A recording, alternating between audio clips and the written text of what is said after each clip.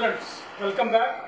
तो इस लेक्चर में अपन जो पढ़ने जा रहे हैं that is coulomb's law in electrostatics and second is the Coulomb's law in vector form and Coulomb's law in position vector form, right. तो फर्स्ट हम लोग स्टार्ट करते हैं Coulomb's law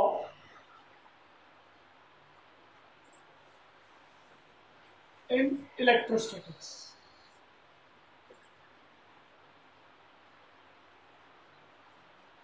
Coulomb's law in electrostatics. इस law के according क्या है, ये लॉ फाइंड आउट करता है the strength of the force between the two charges, कि कितने ज्यादा फोर्स से चार्जेस एक दूसरे को अट्रैक्ट या रिपेल करते हैं। ठीक है, तो डिफरेंट एक्सपेरिमेंट परफॉर्म करने के बाद कूलम ने फाइंड आउट किया कि अगर दो चार्जेस हैं Q1 and Q2 and R is the separation between the two charges, in that case according to Coulomb's law, first point is if you are having the two charges Q1 and Q2 separated by distance R, then the force of interaction between two point charges at rest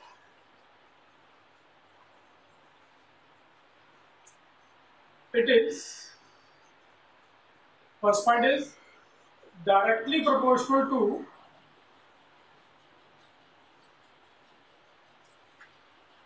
product of magnitude of two charges, right? So the force of interaction between the two charges, point charges at rest, it is directly proportional to the product of magnitude of the two charges. That is, F is directly proportional to Q1 into Q2, where Q1 and Q2 are the magnitudes of the two charges. Then second part is inversely proportional to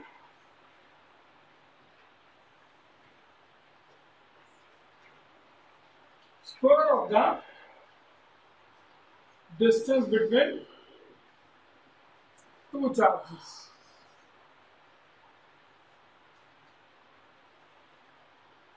That is, F is inversely proportional to square of the distance between the two charges. तो अगर अपन इन दोनों points को combine कर दें, then F will be directly proportional to Q1 into Q2 divided by R square. और यहाँ पे जो प्रोपोर्शनलिटी कांस्टेंट है इसको अपन लिखते हैं K into Q1 Q2 divided by R square, where K is called the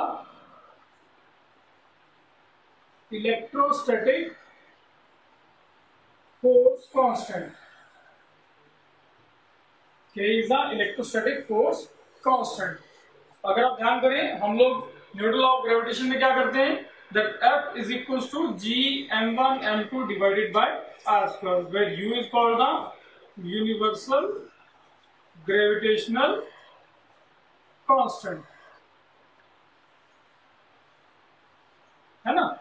इसी तरह यहाँ पे जो प्रोपोर्शनलिटी कांस्टेंट यूज होता है दैट इज K, और इसको क्या बोलते हैं, इलेक्ट्रोस्टैटिक फोर्स कांस्टेंट। तो ये हमारा जो इलेक्ट्रोस्टैटिक फोर्स कांस्टेंट है, इसकी जो वैल्यू होती है that is experimental value 1/4 pi epsilon naught, 1/4 pi epsilon not. ये जो सिंबल होता है इसको बोलते हैं एप्सिलॉन,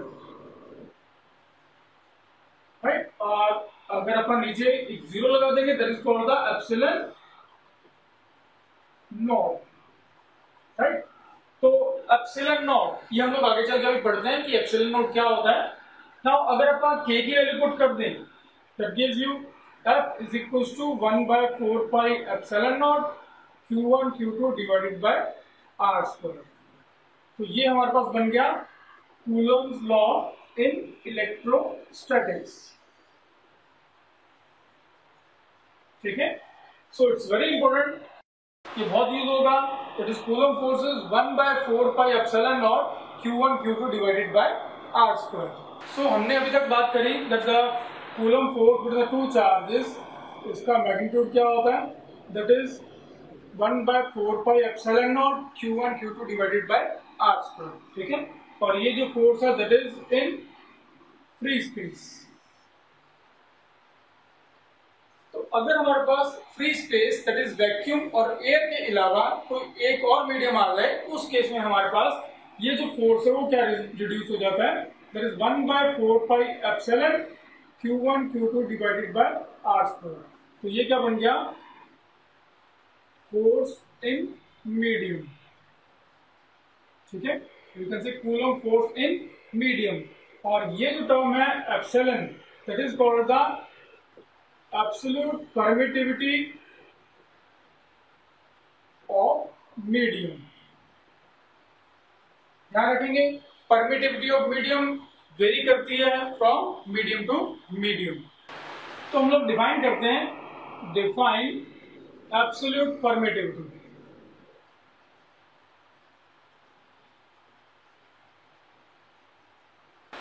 तो हमने अभी बताया कि जो Coulomb force between the two charges in medium, ये क्या होता है 1/4 पाई epsilon Q1 Q2 divided by R square.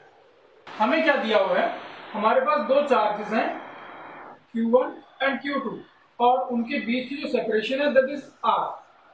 हमारे पास एक पेयर दिया हुआ है चार्जेस का जिनके बीच का जो डिस्टेंस है that is 6 which is R। That means कि हमारे पास ये जो प्रोडक्ट है Q1 into Q2 divided by R square, ये हमारे पास क्या बन गया इस गिवन पेयर के लिए, दैट इज कांस्टेंट, ठीक है। कोई भी गिवन पेयर होगा किसी भी गिवन डिस्टेंस पे, तो ये वाली वैल्यू हमेशा क्या रहेगी, कांस्टेंट होगी। बात क्लियर है ये। इसके बाद देखिए अपना 4 एंड पाई, 4 एंड पाई ये भी क्या है, कांस्टेंट है। दैट मीन्स कि जो फोर्स इन मीडियम है that is inversely proportional to epsilon. Force in medium is inversely proportional to epsilon.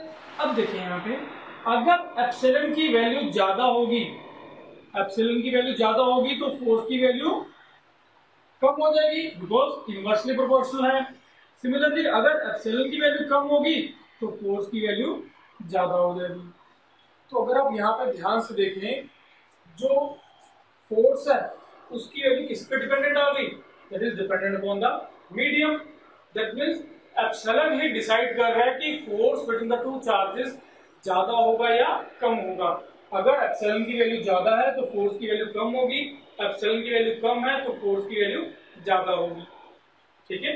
That means हम लोग epsilon that is absolute permittivity को कैसे डिफाइन करेंगे, that it is the inverse permission of a medium for the charges to interact. That is कि जो हमारे पास medium की जो परमिटिविटी है वही डिसाइड कर रही है कि फोर्स कम होगा या ज्यादा होगा, ठीक है। यही परमिशन दे रही है कि जो फोर्स है वो कम होगा या ज्यादा होगा, ठीक है।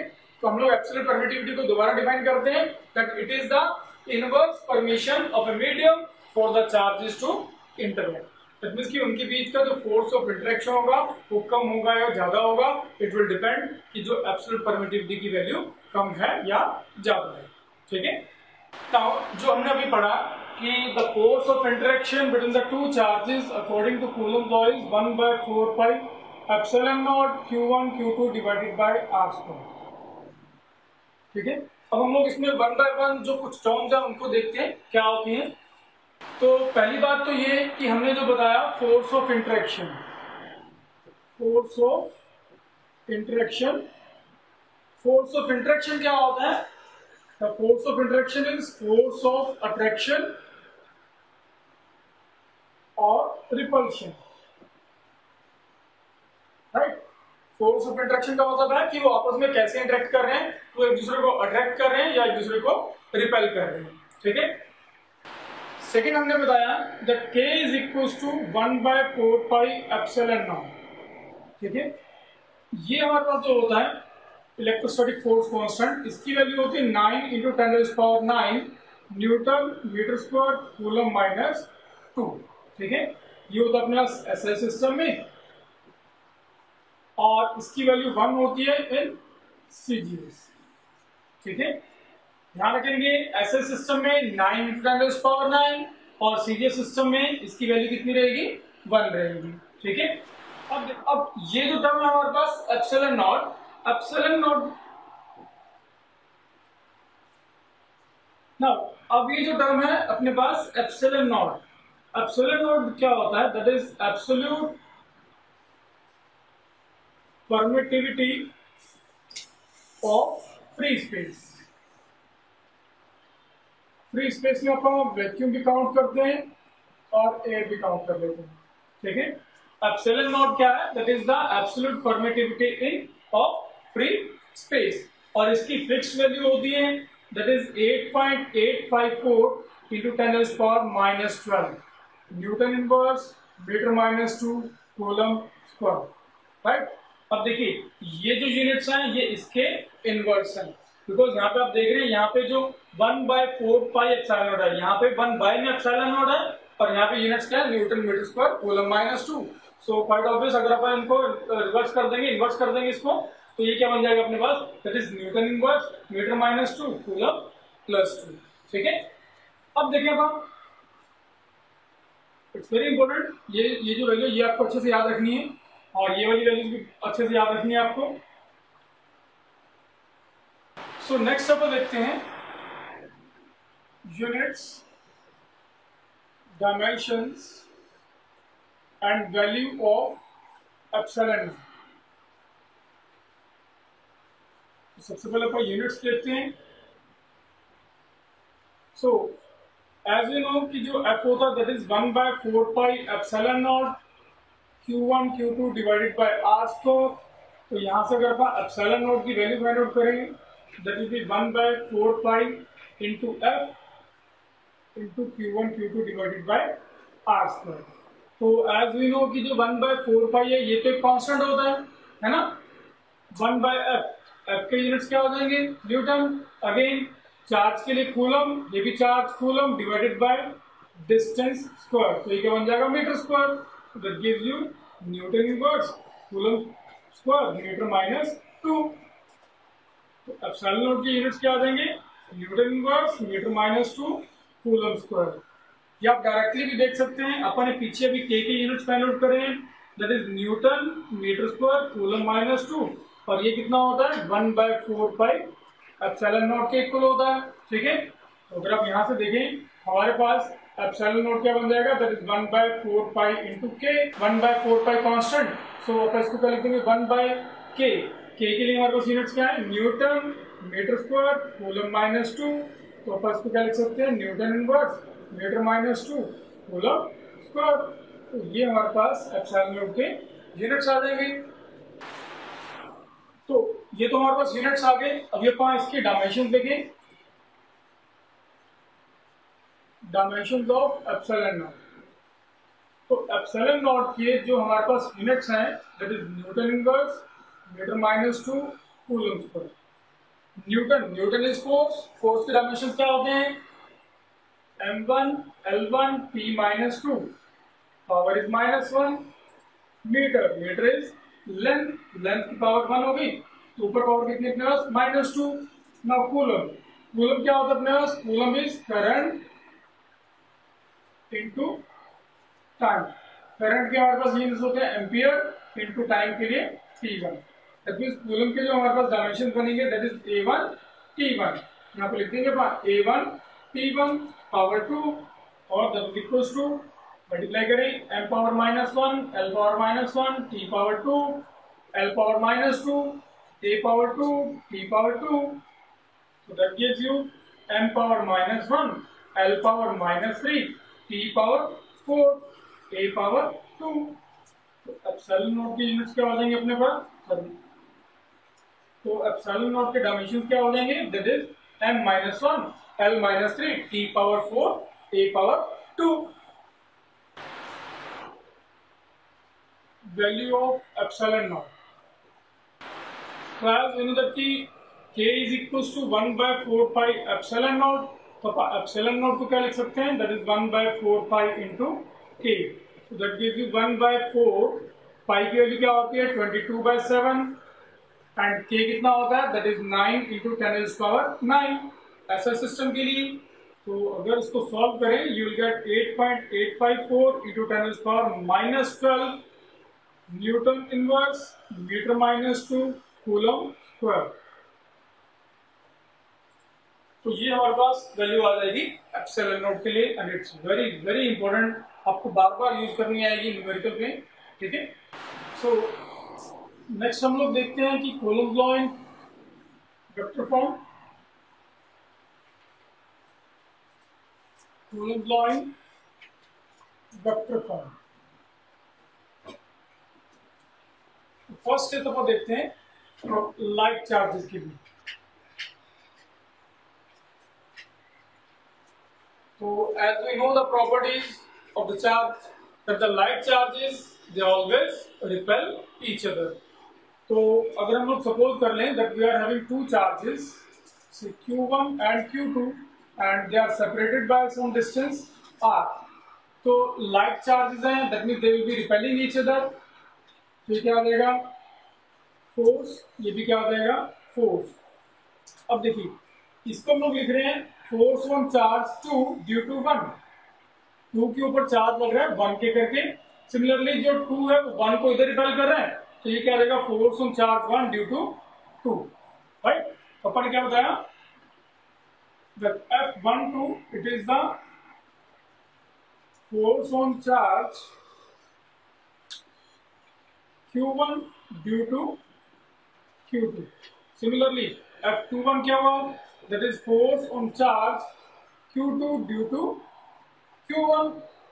अब इसके अलावा हमारे पास जो F21 है उसकी डायरेक्शन क्या है, that is 1 to 2।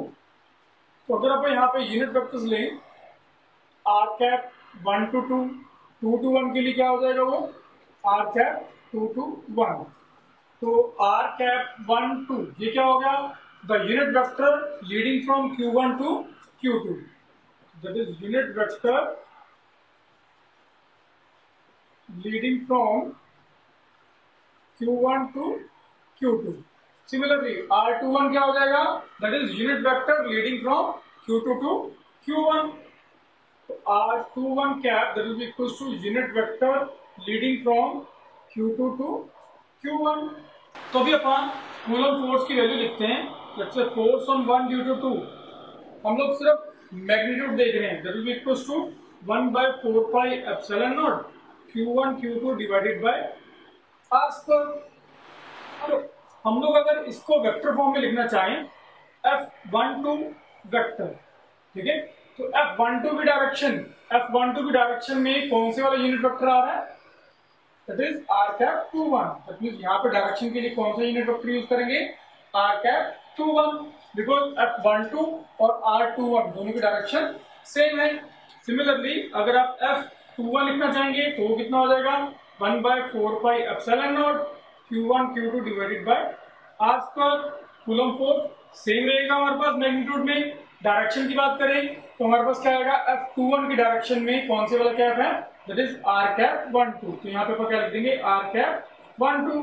That's equation number 1। Equation number 2। तो अब अपन यहाँ पे देखें, हमारे पास हमें पता है कि जो यूनिट वेक्टर होता है उसका मैग्नीट्यूड कितना होता है, that is always unity. That means कि r कैप 12 और r कैप 21 दोनों की वैल्यू कितनी होगी 1 होगी, है ना। बट हम लोग देख रहे हैं कि जो इनकी डायरेक्शन है दैट इज ऑपोजिट।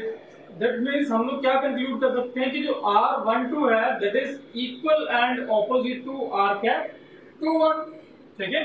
इनका मैग्नीट्यूड तो सेम है, इनकी वैल्यू तो सेम है, बट इनकी डायरेक्शन ऑपोजिट है। तो ये इक्वल है और साथ में नेगेटिव साइन से क्या मिल जाएगा, ऑपोजिट है।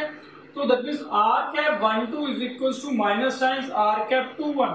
तो अपन इस वैल्यू को पुट कर दें इन इक्वेशन नंबर 2। यहाँ पे अपन r कैप 12 की वैल्यू पुट कर सकते हैं, ठीक है। तो that gives you from 2 we get F21 is equals to 1/4 pi epsilon naught Q1 Q2 divided by r square, Q1 Q2 divided by r square। r cap 12 किसके equal है, minus times r cap 21।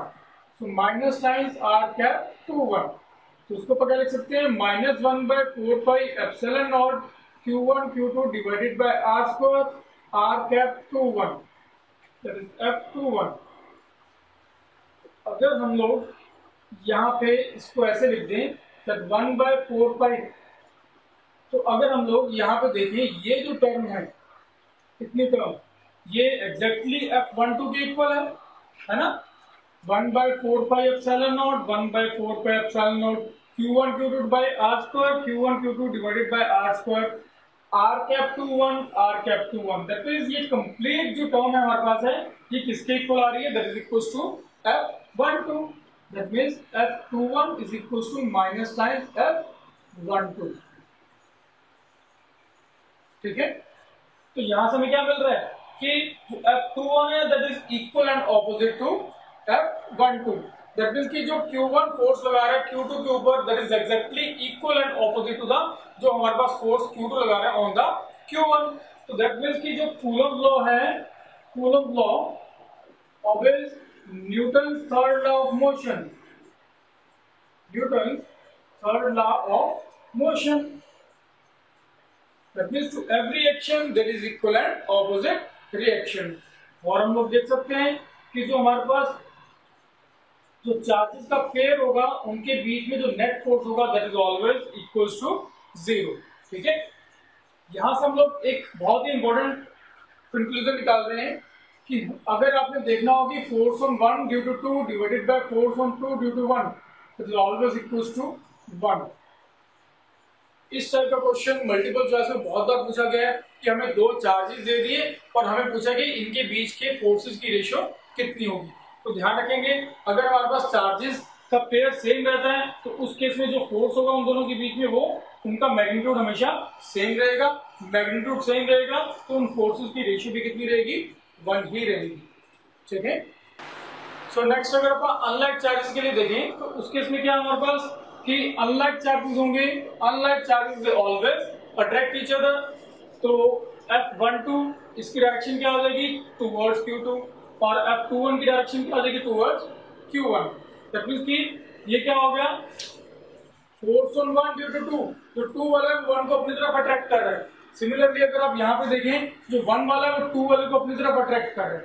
ठीक है, तो ये सारे हमारे पास same रहेंगे, F12, F21, R cap 12 and R cap 21। इसके अलावा अगर आप बात करें F12 की वैल्यू कितनी होगी, that is 1/4 pi epsilon naught Q1 Q2 divided by R square. अब F12 की डायरेक्शन में कौन से वाला यूनिट वेक्टर है, दैट इज R cap 12। तो यहाँ पे हम लोग क्या लिख देंगे, R cap 12। सिमिलरली F21 की डायरेक्शन में कौन से वाला कैप आ गया इस बार, दैट इज R cap 21। यहाँ पे वैल्यू चेंज कर देंगे R cap 21। तो एज यूनिट वेक्टर का मैग्नीट्यूड हमारे पास सेम होता है और उनकी डायरेक्शन यहाँ पे ऑपोजिट है, तो R cap 12 is equal to minus times R cap 21। तो अब हमारे पास R cap 12 की वैल्यू को 1 में पुट कर देंगे, तो यहाँ पे क्या आ जाएगा, equation number 1 from 1 that is F12 vector is equals to 1/4 pi epsilon naught Q1 Q2 divided by R square, R cap 12 is equals to minus times R cap 21। उसको क्या लिख सकते हैं, 1/4 pi epsilon naught Q1 Q2 divided by R square, R cap 21। तो ये जो term है हमारे पास that is exactly equals to F21। That means यहां से भी हमें क्या रिजल्ट मिलेगा, that F12 vector is equals to negative times F21 vector। That means again Coulomb's law obeys Newton's third law of motion, third law of motion। That means to every action there is equal and opposite reaction। तो ध्यान रखेंगे जो coulomb force होता है that always exists in pair। That is जो एक charge दूसरे के ऊपर फोर्स लगा रहा है that is exactly equal and opposite to the force exerted by the second on the first. ठीक है, कि ये हमेशा एक दूसरे के ऊपर पेयर में फोर्स एक्सर्ट कर रही है। तो हम लोग एक सिंपल सा क्वेश्चन देखते हैं कूलम्ब लॉ के बेस पे। लेट्स से हमें दो चार्जेस दे रखे हैं, Q1 which is equals to 1 microcoulomb, Q2 which is equals to 3 microcoulomb, और इनके बीच का जो डिस्टेंस दे रखा है दैट इज 2 सेंटीमीटर। हमें क्या फाइंड आउट करना है, find the force and its nature between the and its nature between two charges। तो हमें क्या करना है, इन दो चार्जेस के बीच हमें फोर्स का मैग्नीट्यूड फाइंड आउट करना है और उसकी नेचर फाइंड आउट करनी है। नेचर मीन्स कि वो अट्रैक्टिव है या रिपल्सिव है। तो अब देखें, हमें Q1 दे दिया, that is 1 micro coulomb. Micro कितना होता है, दैट इज 10⁻⁻⁶। हमें Q2 भी दे दिया, that is 3 micro coulomb which is equal to 3 × 10⁻⁻⁶। और हमें डिस्टेंस भी दे दिया which is equal to 2 centimetre. तो सेंटीमीटर को अपन मीटर में कन्वर्ट कर सकते हैं, -2 से 10⁻⁻² से मल्टीप्लाई कर देंगे। ठीक है, तो हमारे पास Q1, Q2 एंड R की अपने पास है। हमें फोर्स फाइंड आउट करना है। कूलम फोर्स के लिए फॉर्मूला क्या होता है, that is 1/4πε0 Q1 Q2 divided by R²। तो 1/4πε0 इसकी वैल्यू कितनी होगी, that is 9 × 10⁻⁹। Q1 × Q2, Q1 की वैल्यू कितनी है, दैट इज 1 × 10⁻⁻⁶। Q2 कितना है, that is 3 × 10⁻⁻⁶ divided by R²। R² कितना होगा, 2 × 10⁻⁻² का स्क्वायर। तो दैट गिव्स यू 9 × 3 27 into 10⁻⁹, 10⁻⁻6 तो 10⁻9 × 10⁻12 divided by 2 square, that is 4 into 10⁻⁴। तो सॉल्व करें अगर अपन इसको, तो 27/4 into 10⁻9 into 10⁻12 into ये 10⁻⁻4 अगर अपन इसको ऊपर लेके जाए तो कितना रहेगा, 10⁻+4। तो 9 + 4 that is 13 - 12 that is 1। so 27/4 into 10, so 270 divided by 4 Newton. ये फोर्स हो जाएगा बिटवीन द टू चार्जेस। ठीक है, जो हमें दे रखे हैं, ये हो जाएगा force between the two charges Q1 and Q2, जिनको अपन ने 2 सेंटीमीटर के डिस्टेंस पे प्लेस किया है। अब हमें नेचर बताना है। तो दोनों हमारे पास क्या है, लाइट चार्जेस हैं। Light charges they always repel each other. तो यहाँ पे क्या आ जाएगा, फोर्स ऑफ रिपल्शन, राइट। तो हमारे पास ये लाइट चार्जेस है, जिनमें फोर्स ऑफ रिपल्शन आ जाएगा। तो नेचर ऑफ चार्जेस क्या आ जाएगा, they are repulsive in nature. So next topic हमारे पास आता है, that is coulomb's law in position vector form. So हम लोग सपोज करते हैं कि एक कोऑर्डिनेट सिस्टम है, 2 dimensional coordinate system x and y axis. ठीक, इसमें हमारे पास दो चार्जेस हैं, one is Q1 at position A, other is Q2 at position B। और जो Q1 है इसका पोजीशन वेक्टर है दैट इज R1 और Q2 का पोजीशन वेक्टर है R2, such that in charges के बीच का जो डिस्टेंस है उसका मैग्नीट्यूड कितना है, that is R। Let's suppose ये लाइट चार्जेस हैं, लाइट चार्जेस।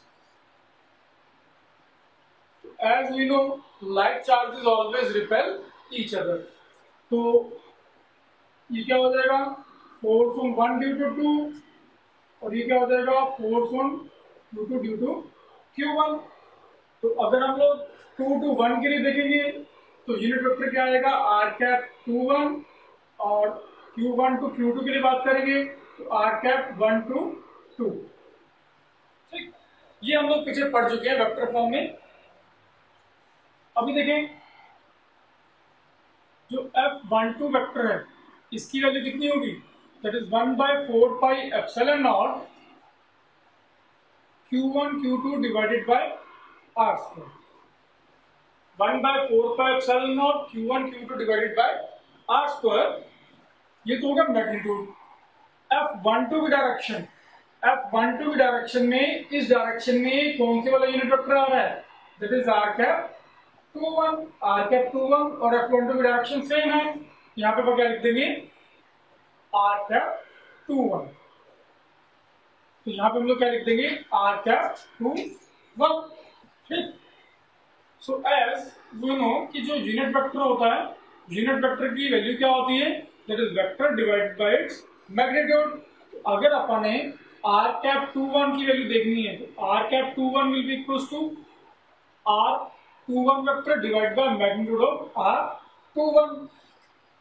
ये वाली वैल्यू अगर अपन यहाँ पुट कर दें, we get F12 vector is equals to 1 by 4 pi epsilon naught Q1 Q2 divided by R square R cap 21 it is equals to R vector 21 divided by R 21। ठीक है, हमने R cap 21 की value यहाँ put कर दी तो हमारे पास ये रिजल्ट आ जाएगा। तो उसको पर क्या लिख सकते हैं, that is 1 by 4 pi epsilon naught Q1 Q2 divided by R square. अब देखिए ये जो हमारे पास यहाँ पे R वेक्टर 1 2 या बात करें हम लोग R वेक्टर 2 1, इन दोनों का जो मैग्नीट्यूड होगा वो सेम होगा and that will be equals to R। ठीक है, क्योंकि हमारे पास अगर आप A टू B जाए या B टू A जाए, A टू B के लिए क्या है हमारे पास 1 2 R12 वेक्टर और B टू A आए तो क्या हो जाएगा R21 वेक्टर, पर दोनों का जो मैग्नीट्यूड है वो सेम है और वो कितना है, that is equals to R। ठीक है, तो हम लोग यहाँ पे क्या लिख सकते हैं, तो ये जो हमारे पास R है इसको पर क्या लिख सकते हैं, that can be written as R21। ठीक है, because R21 is exactly equals to R। तो यहाँ पे R21 है तो यहाँ पे हमने क्या लिख दिया R21 into R vector 21 divided by R21, so that gives you 1 by 4 pi epsilon naught Q1 Q2 divided by ये क्या मिल जाएगा R21 cube into R vector 21। तो हमारे पास F12 वेक्टर की वैल्यू कितनी आ जाएगी, that is 1 by 4 pi epsilon naught Q1 Q2 divided by R21 cube into R21 vector. अब हम लोग यहाँ पे ट्राइंगल्स लॉ अगर अप्लाई करें according to triangles law, let's say this is the origin O, तो ट्राइंगल्स लॉ क्या state करता है, देखिए so according to triangles law OB vector plus BA vector, OB vector plus BA vector is equals to OA vector, है ना। तो अगर आप यहाँ पे इन सबकी वैल्यू पुट कर दें, we get OB is equals to R2 vector plus BA को क्या लिखेंगे वेक्टर फॉर्म में, ये तो मैग्नीट्यूड है, वेक्टर फॉर्म में क्या लिखेंगे हम लोग Q2 टू Q1 जा रहे हैं तो इसको क्या लिखेंगे अपन R21 vector is equals to OA vector की वैल्यू कितनी है, that is equals to R1 vector. तो यहाँ से R वेक्टर 21 इसकी वैल्यू क्या आ जाएगी, तो भी R1 vector minus R2 vector. और अगर आप इसका मैग्नीट्यूड देखना चाहें R वेक्टर 21 इसका मैग्नीट्यूड क्या हो जाएगा, इसका मैग्नीट्यूड मिल जाएगा अपने को R1 vector minus R2 vector का magnitude, R1 vector minus R2 vector का मैग्नीट्यूड। तो अगर आप इन दोनों की वैल्यू यहाँ पुट कर दें, then we get 1 by 4 pi epsilon naught Q1 Q2 divided by R21 का मैग्नीट्यूड है फिर उसका क्यूब है, तो R21 का मैग्नीट्यूड कितना अपने पास, that is equals to R1 vector minus R2 vector का क्यूब हो जाएगा। और इनटू में क्या है हमारे पास, that is R21 vector, R21 vector की वैल्यू कितनी है R1 vector minus R2 vector. तो ये हमारे पास वैल्यू आ गई F12 के लिए इन पोजीशन वेक्टर फॉर्म। आप एक चीज ध्यान रखेंगे, मैं आपको जस्ट एक आइडिया दे रहा हूं कि क्या है इसमें। अगर आपको ये चीज याद नहीं रहती है तो आपने सिंपली क्या करना है, जो भी आपको दे रखा है R21 दे रखा है ना R21, तो अगर आपको R21 फाइंड आउट करना है तो आप जो पीछे लिखा हुआ है उसमें से अगले वाला माइनस कर देंगे, दैट मींस R21 वेक्टर क्या बन जाएगा R1 vector minus R2 vector. ठीक है, ये याद रहे तो बहुत अच्छी बात है। ठीक है, ट्रायंगल लॉ के अकॉर्डिंग आप कैसे सॉल्व करेंगे ये आपको याद रहे तो बहुत अच्छी बात है। अदरवाइज आप डायरेक्टली इसको ये लिख सकते हैं कि R1 माइनस R2, जो पीछे लिखा है उसमें से अगले वाला माइनस कर देंगे। सिमिलरली अगर आप लिखना चाहें F21 वेक्टर, F21 वेक्टर क्या हो जाएगा, तो will be 1 by 4 pi epsilon naught Q1 into Q2 divided by, अब बस इनको अपन इंटरचेंज कर देंगे R2 vector minus R1 vector whole cube into R2 vector minus R1 vector, ये हमारे पास वैल्यू आ जाएगी F21 की। ठीक है, तो ये बन गया हमारे पास expression for the force between the two charges in position vector form. ठीक है।